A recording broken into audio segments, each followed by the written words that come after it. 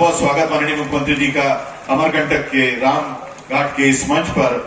अब माननीय मुख्यमंत्री जी की मौजूद हैं श्री नर्मदानंद गिरी जी महाराज, श्री महंत श्री रामभूषण दास जी महाराज, श्री स्वामी महेश चैतन्य जी महाराज, श्री समेत ब्रह्मचारी जी महाराज तथा श्री जगदीशानंद हेमाद्री मुनि जी महाराज। सभी का बारी बारी से माननीय मुख्यमंत्री जी इस अमरकंटक के ऐतिहासिक मंच पर सम्मान करते हुए चरण स्पर्श कर उनका आशीर्वाद देते हुए नर्मदानंद गिरी जी का गीता स्वाध्याय आश्रम अमरकंटक में संचालित है। महंत श्री रामभूषण दास जी महाराज का शांति कुटीर आश्रम है अमरकंटक में। स्वामी महेश चैतन्य जी महाराज का तुरीय आश्रम माई की बगिया अमरकंटक में है। समेत ब्रह्मचारी जी महाराज का विश्व सेवाश्रम संघ अमरकंटक में है और श्री जगदीशानंद हेमाद्री मुनि जी का कल्याण आश्रम अमरकंटक में संचालित है। सभी का स्वागत माननीय मुख्यमंत्री जी मध्य प्रदेश में अपनी सरकार की ओर से कर रहे हैं। बहुत बहुत स्वागत, आदर के साथ आपका बहुत बहुत संसार, बहुत बहुत धन्यवाद। माननीय मुख्यमंत्री जी से आग्रह है कि कृपया आप ससम्मान अपना स्थान ग्रहण करें। कार्यक्रम में थी और जयंती के उपलक्ष्य में अमरकंट से उत्पन्न मां नर्मदा के पावन धरा पर हमारे प्रदेश के ओजस्वी मुख्यमंत्री आदरणीय शिवराज सिंह जी चौहान पधारे हैं। मैं अपने ओर से आप सब लोगों की ओर से उनका हार्दिक स्वागत, हार्दिक अभिनंदन करता हूं। अमरकंटक क्षेत्र में हमारे अत्यंत ही पूजनीय संतगण भी उपस्थित हैं। मैं अनूपपुर जिले की ओर से सबको हार्दिक प्रणाम करता हूं कि वो भी हमारा प्रणाम स्वीकार करें। मंच पे हमारे जिले के लोकप्रिय प्रभारी मंत्री आदरणीय सुश्री मीना जी, हमारे आदरणीय जिलाध्यक्ष ब्रजेश जी, सभी सम्मानित विधायकगण, मंच पे उपस्थित सभी जनप्रतिनिधिगण, सामने बैठे सभी शहडोल संभाग के भाइयों और बहनों, उपस्थित हमारे साथियों, आज पूरे संभाग के लिए अत्यंत ही महत्वपूर्ण दिन है कि कुछ महीना पूर्व पूरे प्रदेश में एक जन अभियान चलाया गया था जिसमें सभी मंत्रीगण, विधायकगण, अधिकारीगण गांव-गांव जाकर जो हमारे 38 पॉइंट था, गांव-गांव जाके उसका सर्वे किए, कितने किस योजना में पात्र हितग्राही हैं, कितने को अभी लाभ मिला, कितने को लाभ नहीं मिला।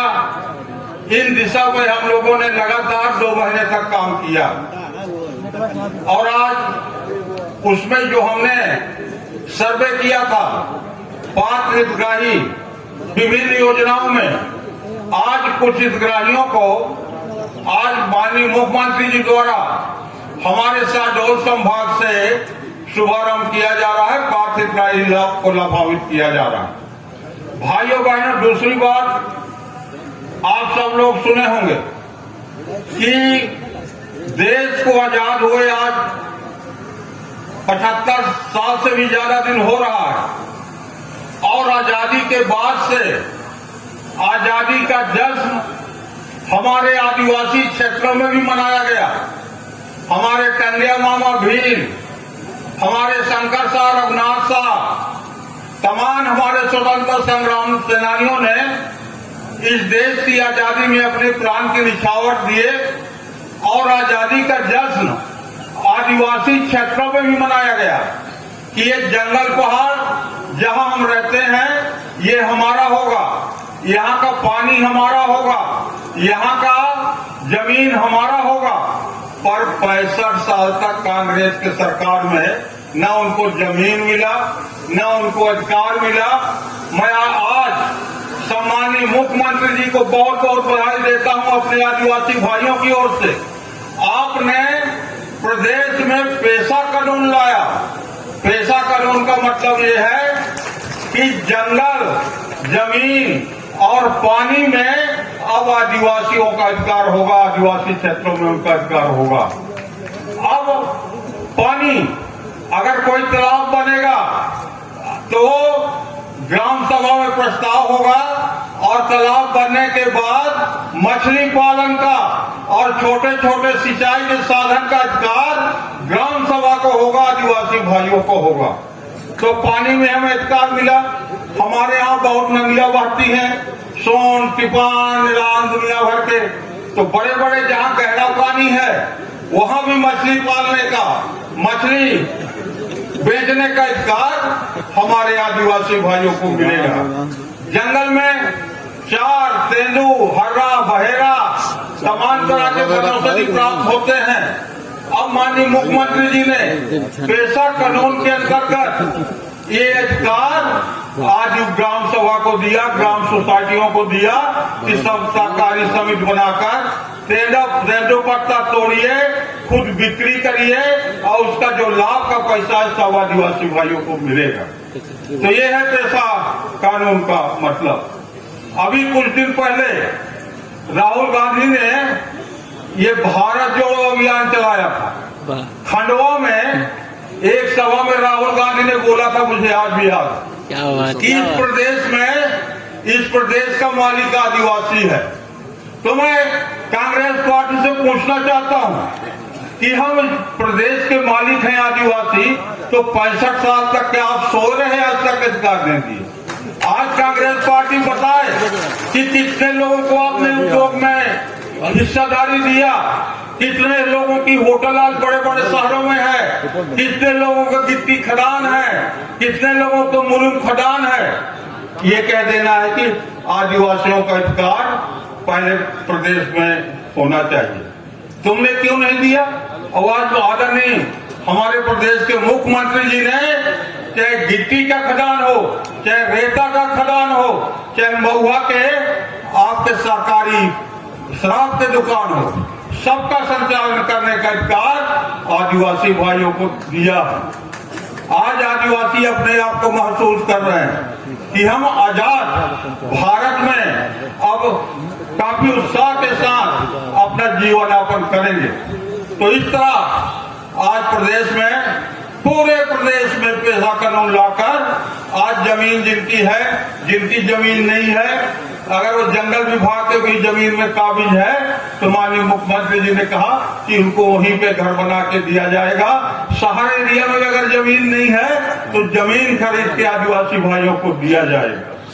तो ये सरकार आदिवासियों की सरकार है, किसानों की सरकार है, गरीबों की सरकार है, पिछड़े वर्गों की सरकार है, सर्व वर्ग की सरकार है। इसलिए आज माननीय मुख्यमंत्री जी ने हमें जो समय दिया शहडोल संभाग में, इसके लिए उनको मैं बहुत बहुत प्रणाम करता हूं, बधाई देता हूं कि इसी तरह आप हमारे जिले को आशीर्वाद और स्नेह प्रदान करते रहें। अगले बार आपने आया था अनूपपुर में 10,000 करोड़ रुपया की स्वीकृति आपने दिया था। पर दुर्भाग्य है, जो भी कारण हो, कुछ काम तो आज तक शुरू नहीं कर पाए, किसकी लापरवाही है तो मैं नहीं जानता, और कुछ काम पूरा भी हो। अगर ये 10,000 करोड़ का काम 3 साल से आपने जो चुनाव के समय आया था दिया था, आज अगर ये सब काम स्वीकृत हो जाते तो अनूपपुर जिला में कोई माई का लाल नहीं है जो हम लोगों के विरोध में बात कर सकता। अभी ये पर्याप्त पैसा, आज मैं एक मांग आपके समक्ष रखना चाहता हूं। हमारे यहाँ पूरे अनूपपुर जिले में 50-100 गांव ऐसे होंगे जहां पे बिजली नहीं लगी है, और आज अगर आप इन सभी गांव के लिए बिजली की स्वीकृति कर देंगे तो मैं समझता हूं कि अनूपपुर जिला पूरा अंधेरा से मुक्त हो जाएगा और सभी गरीब बस्तियों में बिजली के खंभे पहुंच के लाइट प्रदान होगा। इतना मैं चाहता हूं कि अनूपपुर जिले को आप मुझे न दें, वैसे तो आप देते रहते हैं। मैं पुनः आपको बहुत बहुत धन्यवाद देता हूं। जय हिंद, धन्यवाद। बहुत बहुत धन्यवाद। मंत्री श्री शिवराज सिंह चौहान जी, जोरदार तालियां। अमरकंटक के इस ऐतिहासिक और आदरणीय मंच से अब माननीय मुख्यमंत्री जी आपसे बात करेंगे। क्या बोले नर्मदा मैया की जय, भारत माता की जय। मंच पर विराजमान हमारे खाद्यान्न मंत्री आदरणीय बिसाहुलाल सिंह जी, प्रभारी मंत्री को राम राम, आप सबको प्रणाम, आप सबको नमस्कार। अभी 2 आवेदन मेरे पास है। एक दिया राम नरेश प्रजापति अनूपपुर, है क्या या कहीं राम नरेश है क्या? राम नरेश प्रजापति कहाँ है? ये क्या डायलिसिस हो रही है तुम्हारी? ये मैं निर्देश दे रहा हूं, ये भूपेंद्र कलेक्टर, इनको डायलिसिस कराना पड़ता है और जमा पूंजी खत्म हो गई है। इनकी पूरी व्यवस्था हम मुख्यमंत्री स्वेच्छादान से करेंगे। अभी आपने देखा हमारी बेटी को, आंचल को, अगर ऐसे बीमार हो जाए तो कहां जाए? घर की जमा पूंजी खर्च हो जाती है, दर दर की ठोकरें खानी पड़ती है। लेकिन मध्य प्रदेश की धरती पर मैं ऐसा नहीं होने दूंगा। जहां जरूरत है मुख्यमंत्री स्वेच्छानुदान से इलाज कराएंगे ताकि कोई गरीब ना भटके, कोई बीमार ना भटके। एक और कैंसर के पीड़ित है सुमित कुमार नापित, पचगांव सुहागपुर तहसील, जब इनको भी ढूंढ निकाला जाए, क्योंकि इनकी दादी को कैंसर है और ये परेशान है, तो अभी कोई ढूंढवा लेंगे, उनके दादी के कैंसर का भी पूरा इलाज किया जाएगा। देखो भैया, ये सरकार है जनता की और मुख्यमंत्री आपका सेवक है, सेवक। मैं राजा नहीं हूं, आपका सेवक हूं। लेकिन आज मैं सीएम जन सेवा पे आऊं, अभियान पे, उसके पहले कल नर्मदा जयंती थी, तो नर्मदा मैया की प्रेरणा मुझे मिली और एक और योजना मैंने बनाई। इस सभा में बहनें कितनी आई, जरा हाथ उठाएं। बहनें हाथ उठाओ साहब। इधर है, बीच में भी इधर कहीं कहीं बहनें हैं क्या? ये मेरी बहनें। अब भांजियां तो मेरी बता रही थी अभी नीट की परीक्षा पास कर ली। भांजे भांजियों की तो पढ़ाई की व्यवस्था कर ही रहा हूं मैं। बच्चों को पढ़ाना, चिंता मत करना। अगर उनकी बुद्धि और मेहनत से उनका एडमिशन मेडिकल इंजीनियरिंग कॉलेज में भी हुआ तो फीस मम्मी पापा नहीं भरवाएंगे। कौन भरवाएगा? अरे जोर से बोलो, कौन भरवाएगा? मामा भरवाएगा। लेकिन मेरी बहनों, मैं तुम्हारे दर्द और कष्ट को जानता हूं। दिनों रात मेहनत करती है, घरेलू काम भी करती है, मेहनत मजदूरी भी करती है, परिवार का बोझ भी उठाती हैं। कई योजनाएं हैं प्रधानमंत्री जी की भी और राज्य सरकार की भी, जिनका लाभ मिल रहा है। लेकिन मुझे लगा कि बहनों को चौथी बार तो शिवराज का तो मुख्यमंत्री बना दे। वैसे कल सवेरे 4 बजे मैं उठ गया था। उस समय मेरा दिमाग सोचता रहा कुछ कर और कर। तो फिर मैंने ये तय किया मैया की कृपा से कि मध्य प्रदेश में मेरी जितनी बहनें हैं, अमीर परिवार छोड़ दें, जिनके पास खूब पैसा धेला है, लंबी चौड़ी खेती बाड़ी, जो इनकम टैक्स देते हैं, वैसी छोड़ के केवल बाकी जितनी बहनें हैं मध्य प्रदेश की, शादी होकर अपनी ससुराल जाएगी। और जो जिनकी शादी हो गई है, बेटे बेटी ससुराल में रह रही हैं, उनमें चाहे बूढ़ी भी बहन हो, कोई भी हो, मेरी बहनों, जो कहीं नहीं हुआ वो अब मैं कर रहा हूं। मैंने योजना बनाई, लाडली बहना योजना। लाडली बहना, कल ही मैंने इसकी घोषणा की है। और लाडली बहना योजना में बहन को अपने घर के खर्चे की जरूरत के लिए फल खाना है, सब्जी खाना है, दूध पीना है, दाल खरीदना है, कोई घर के और जरूरी काम करना है, तो पैसे की जरूरत पड़ती है कि नहीं पड़ती? अरे बोल के बताओ बहनों, पड़ती कि नहीं पड़ती है?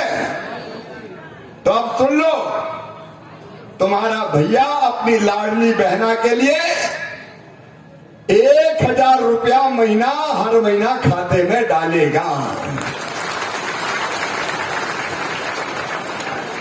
और ये सबको मिलेंगे, बहनों में कोई भेद नहीं भाई। आदिवासी बहन को भी मिलेंगे, अनुसूचित जाति की बहन को भी मिलेंगे, पिछड़े वर्ग की बहन को भी मिलेंगे, सामान्य वर्ग की बहन को भी मिलेंगे। कोई को नहीं छोड़ूंगा।